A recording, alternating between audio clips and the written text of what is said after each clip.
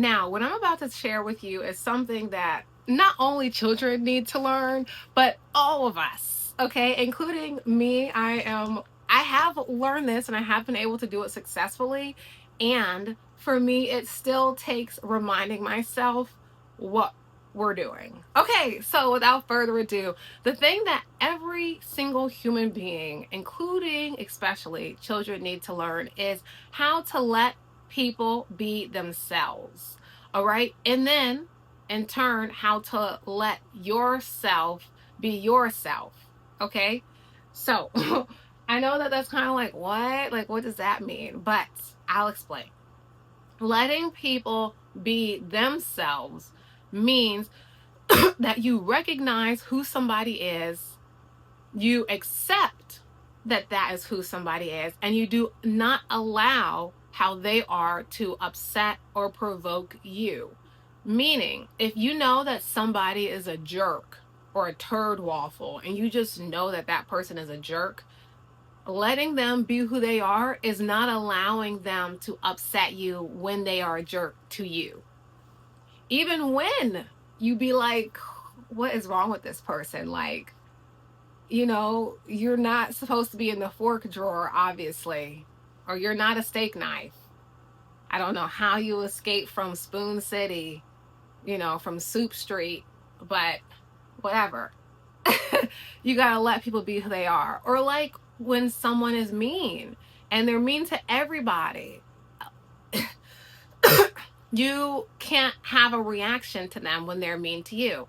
Now, there's a difference between going on the whole opposite end and then telling children turn the other cheek, and then why? So they can just slap that side? Like, come on now. No, there's a balance. There's a balance between not reacting and just completely ignoring. And it's the happy medium. Like everything else is, it's about balance when you have a healthy situation. And the balance of that, of overreacting and not reacting at all, is responding. And the difference between responding and reacting is that instead of reacting, you're not just like going and making a quick decision. Responding typically involves staying silent more often than not. And not silent completely, but staying silent enough until your emotions have processed.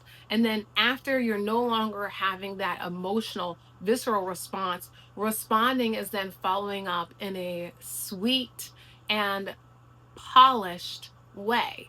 Now, does that mean that you don't still have to, show your teeth on occasion to let people know that, hey, I'm crazier than you are? No, because there are some situations where it's, if you're could be in danger, where you do have to give more of a reactive response. But you're still putting the thought process and you're consciously showing your crazy side. But when you're unconsciously showing your crazy side because you are being provoked into it, that is when you know that you are emotionally immature and you're lacking. And you likely just got offended because I called you emotionally immature. And what you heard, if you are in this group of people, you heard me call you immature. You did not hear me say emotionally you are immature. It does not mean that you're immature in other things, even though it could. You might be, and whatever. But you are having an emotional response because immaturity is seen as a bad thing, and you're feeling like I'm calling you bad, but I'm not.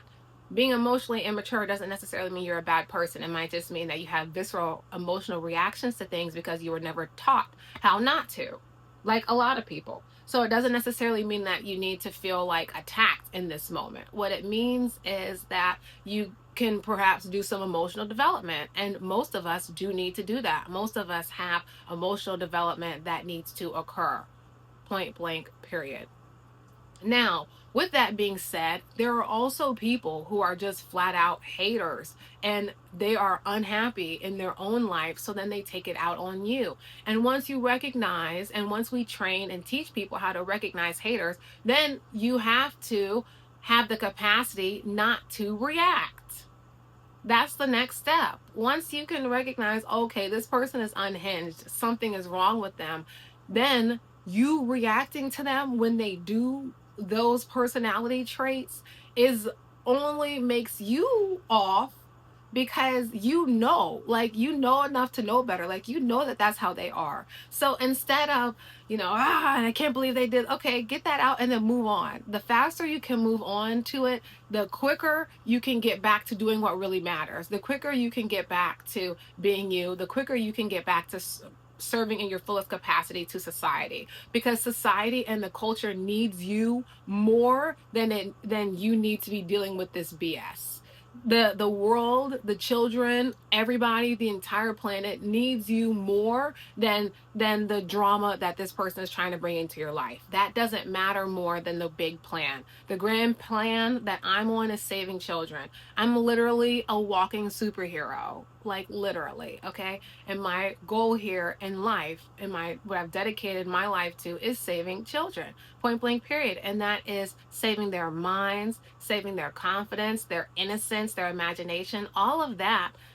When you have it as an adult, it creates such a dynamic personality, such a dynamic leader, a visionary, a creative. I learned that I've been listening to Rabbi Daniel Lampkin, and he even says, like, imagination and creativity is the purest form of, in like business and all this type of stuff, is like the purest form of creativity.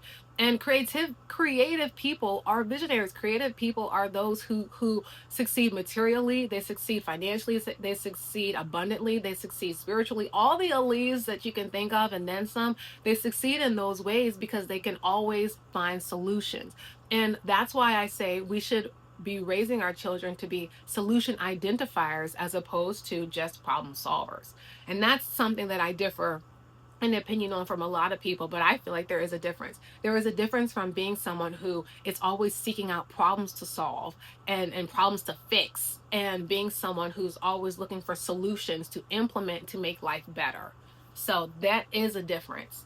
All right, stay tuned for a snippet of my animated web series, because I'm literally out here on the front lines. I have workbooks, activity books to help promote reading and keep children safe so they're off the internet. If they are on the internet, I do have live gaming clubs that are weekly, and also an internet safety summit to help them with that. Yeah, I have like on the go coaching. So if you can't attend a live session at all, I have that. And then also if they're on YouTube and into web series, I've created an animated web series. So I literally have created an entire ecosystem to help keep your children safe. I also have a podcast, and then these videos for parents and guardians as well, because if y'all are okay, your children will be just fine. See you later. Bye. Oh, when nature calls, you gotta answer. Excuse me, where's the bathroom? Straight ahead. Oh, thank you kindly. I told you he'd be on here. What is this peculiar odor? Evacuate immediately. Pew! Play it cool, play it cool. We trained for this.